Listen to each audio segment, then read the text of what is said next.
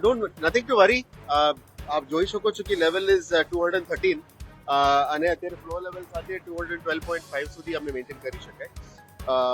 Major decision એ છે કે આપણે પીવાનું પાણી જોશે, આવનાર 1 વર્ષ માટે પીવાનું પાણી પણ જોશે સિટી માટે.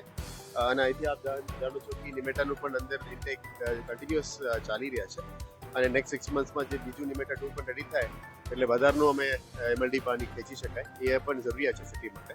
અને હાલ ચિંતાજનક સ્થિતિ નથી, કારણ કે પ્રતાપપુરા પણ ખુલ્લું છે અને આજવા પણ ખુલ્લું છે, એટલે વધારનું લેવલ પાણી તમારા કાલાઘોડામાં દેખાય છે અને સિટીમાં પણ પાણી દેખાય છે.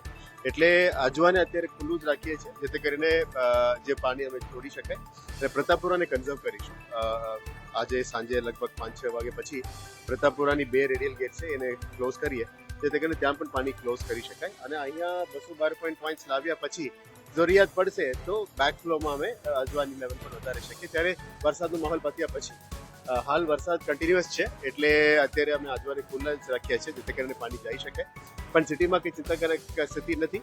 એક નીચલેવાસમાં એક લો લાઈંગ એરિયા છે, ત્યાં સવારથી કદાચ મીડિયામાં પણ આપ જોઈ રહ્યા છો કોઈ લોકો કહી રહ્યા છે, પણ એ દર વર્ષે ત્યાં થતું જાય છે એટલે ચિંતાજનક સ્થિતિ નથી. અને અમારી ટીમ દરેક નાઇટ પેટ્રોલિંગ પણ કરેલી હતી, સવારે પણ પેટ્રોલિંગ કરી જ રહ્યા છે અને કોન્સ્ટન્ટ મોનિટરિંગ અમે કરી રહ્યા છીએ સિટી સ્માર્ટ સિટી સેન્ટરમાંથી, અહીંયા આજવા સેન્ટરમાંથી અલગ અલગ નીચે રીડિંગ્સ અને લાઈફ સ્ટેટિસ્ટિક્સ લઈને જ નિર્ણય લઈ રહ્યા છે.